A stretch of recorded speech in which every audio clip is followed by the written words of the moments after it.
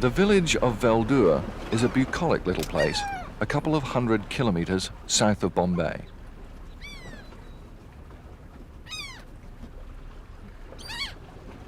Its people would like to keep it this way, but they're up against an enemy called Enron, an American multinational that has a couple of $1 billion to spend. लेकिन ये company तो एक businessman है, business company है। ये तो यहाँ के लोगों का कुछ सोचने का कुछ ज़रूरत ही नहीं है। जो बिजनेस करता है वो अपना पैसा डालता है अपने के ज़्यादा से ज़्यादा रिटर्न मिलने के लिए। For Vital and the rest of Veldur, it's an unequal battle that's all about fighting to hold on to a quiet backwater of Indian life. But what it's really all about is progress and what price you have to pay for it.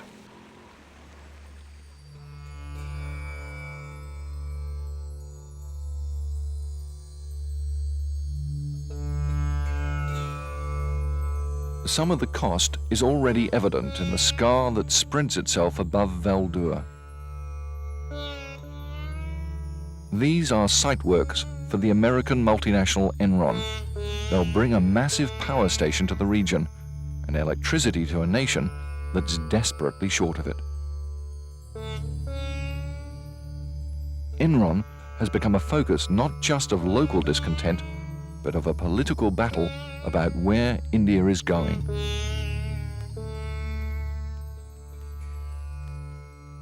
History बहुत बड़ा है। इस देश की history के हिसाब से हमारा देश रहना चाहिए। ये जो अदर ऐसे दूसरे जो नेशन है, कंट्रीज है, वो जो डेवलपमेंट का सोचते हैं, वैसा डेवलपमेंट हमें नहीं चाहिए। Unfortunately for villagers like Vital, the decision about what sort of development India does want is made elsewhere.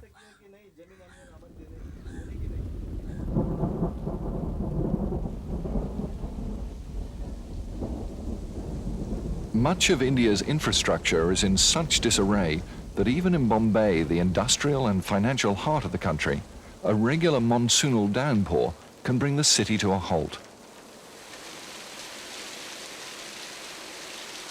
But ask any one of the city's thousands of local and foreign businessmen, and they'll tell you to watch this space. India's on the move. It's not going to be smooth, it's not going to be easy. Indian business is booming like it hasn't boomed ever.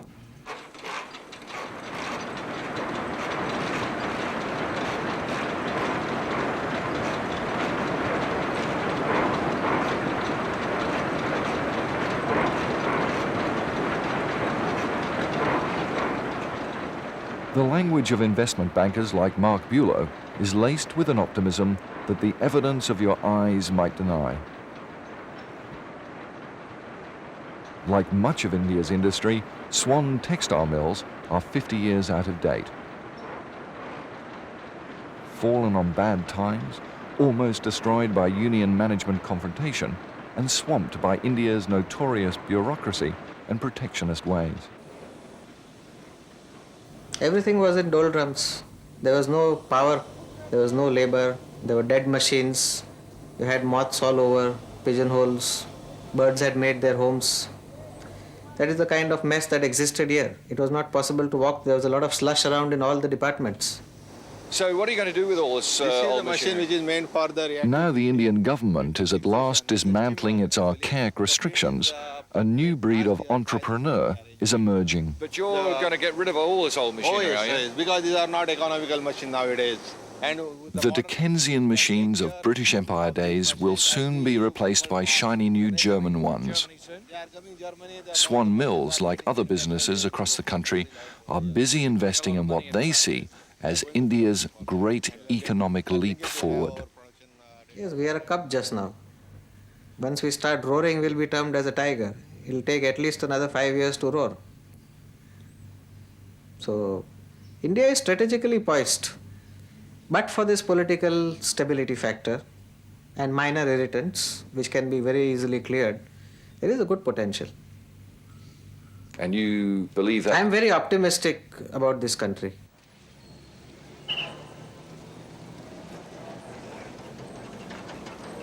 Indian entrepreneurship may have been stifled for too long, but you nevertheless still find it bustling away at all levels of society.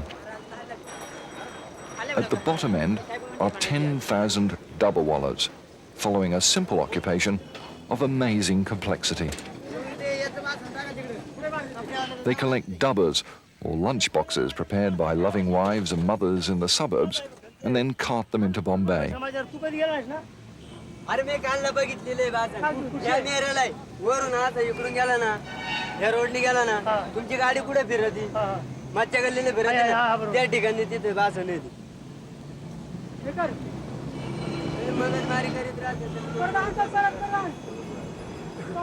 all of you understood? Yes or no? Yes. Mahan has given you some worksheets.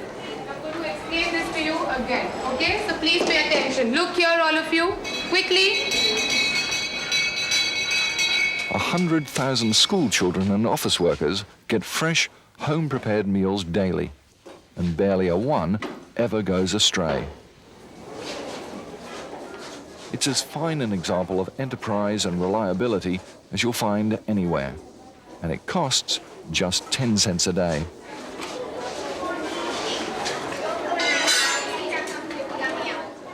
The Indian entrepreneur, the Indian people, the Indian labourer, at all levels, they can really deliver the goods. What they need is to be unshackled, and that is what this government is doing. It's giving them more opportunity to use their skills and their entrepreneurial spirit and their intelligence to expand. There's no doubting Indians are ready to expand.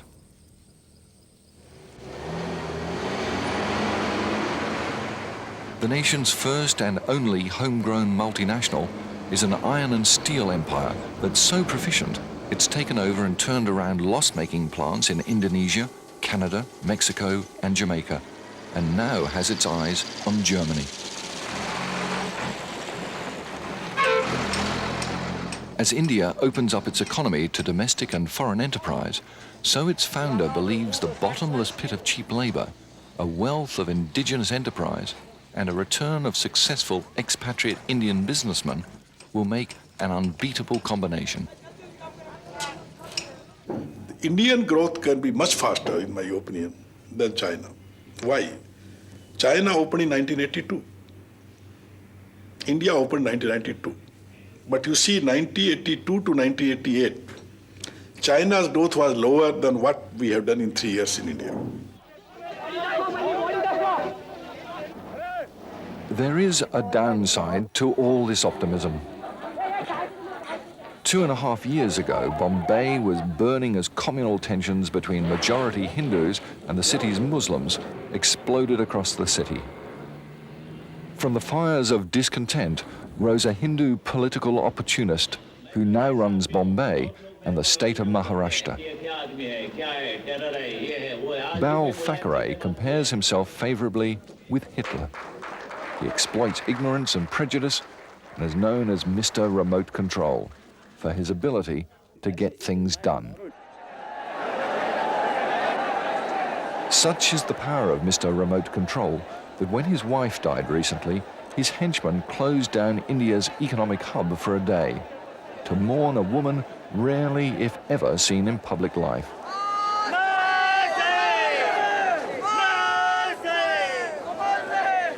The crowds who gathered were a testament to the loyalty of the Hindu fundamentalists who follow him. His roots are such. His emotions have been fanned by the people of Bombay more than the state or the country. He is a very good speaker. He can make firebrand speeches. He has come up because of his militant attitudes. At all given times, he has come up because of religion. If he mellows down a little bit, becomes more rational, this state will benefit a lot more. Do you see him mellowing and becoming more rational? It's not possible. It is uncharacteristic of him to be mellow. He cannot mellow down. Far from mellowing, The new Hindu fundamentalist politicians of Bombay are becoming ever more nationalistic, totally at odds with India's drive to attract international investment. They've sent shockwaves through the business community by turning against India's most prominent new investor, the multinational Enron and its $2 billion power station. There have been all sorts of allegations for the last 2 or 3 years, in fact. Money siphoned off to Mauritius. Absolutely, that's one of them. There are Padding plenty of more. costs. That's right. There have been all sorts of Famous allegations, politicians. but the point is simply that even after 2 years of allegations, we have not seen anybody come forward with even a shred of evidence.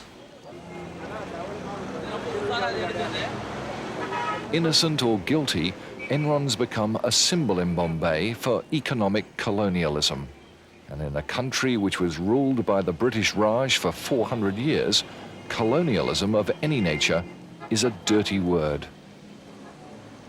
India is a very proud country, and if you say the word economic colonialism, then you're going to get people voting for you.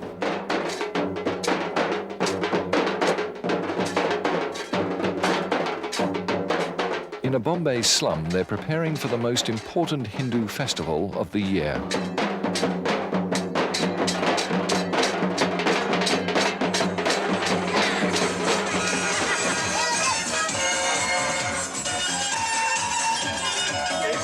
Thousands of images of Ganesh, a god in a form part human, part elephant, are being prepared for a final and joyous journey to the Arabian Sea.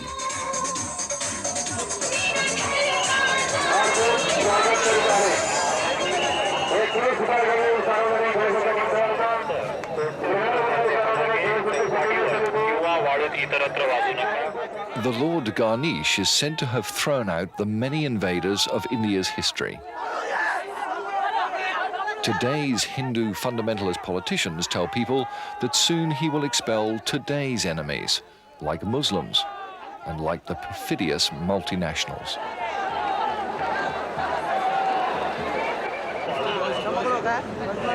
The social, religious and economic tensions that gnaw at India's 900 million people are the nation's Achilles heel as it strives towards its dreams of a new prosperity. All these tensions are fanned by politicians to grab votes, to create instability, to topple a government. All these things are happening only means religious instability is basically because of political instability. We've been asked not to film Ganesh's final immersion. An undignified toppling into the ocean is not for foreign eyes. But the government of Balthakare gloats that Ganesh is taking his thoroughly modern enemy, the multinational Enron, with him for a very public and a very undignified burial at sea.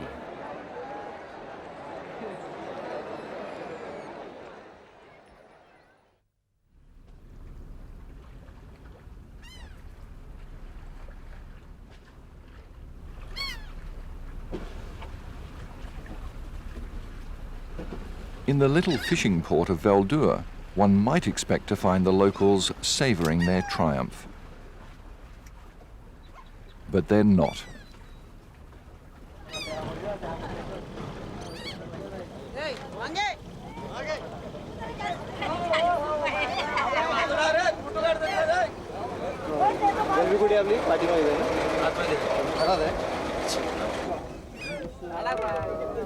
Vital fears that Bombay's local leaders are posturing against Enron simply because it's such a popular issue. But when the heat dies down, Enron will be back. हाँ, यदि हमारे लोगों का जो कहना इस government ने मान लिया और एनरॉन के बारे में जो निर्णय लिया वो सही निर्णय लिया, इसके वजह से हम इस गवर्नमेंट के ऊपर खुश हैं। यदि कुछ गड़बड़ी किया तो हम उस गवर्नमेंट के ऊपर भी कुछ भी अगले उनके कुछ पॉलिटिकल जो कुछ इलेक्शंस आ जाएंगे कुछ उसके ऊपर लोग तो परिणाम दिखाएंगे।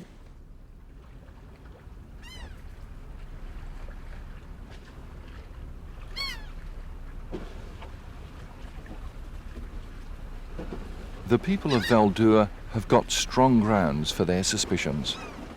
For in the end, there is just one subject upon which India's divided politicians can unite. In Bombay or in the capital Delhi, they all know that foreign investment, and like it or not, the multinationals, are indispensable in the nation's race to become Asia's next and biggest tiger. All the political parties have actually got the same economic manifesto, give or take a few bells and whistles. India cannot go back to being isolationist. If it tries to go back to being isolationist, it would go bust.